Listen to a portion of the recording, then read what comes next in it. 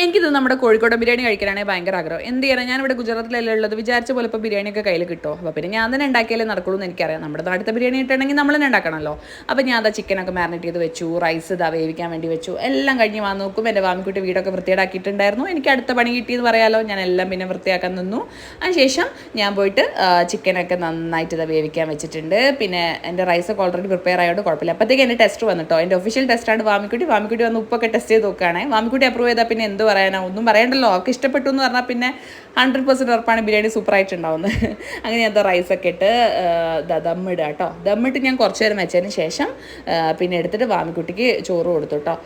അവളുടെ കുളിയൊക്കെ കഴിഞ്ഞതിന് ശേഷം ഞാൻ വേഗം അവൾക്ക് ചോറ് കൊടുക്കായിരുന്നു. ഞാനും അവളും കൂടെ ഓരോ കളികളൊക്കെ കളിച്ച് മെല്ലെ കുറേ കൊച്ചു വർത്താനൊക്കെ പറഞ്ഞിട്ടോ ചോറ് കഴിക്കുക.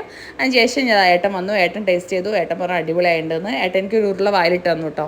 നല്ല ടേസ്റ്റ് ആയിരുന്നു, ഒന്നും പറയാല്ല. ഞാൻ ഉണ്ടാക്കിയോണ്ട് പറയില്ല, സൂപ്പർ.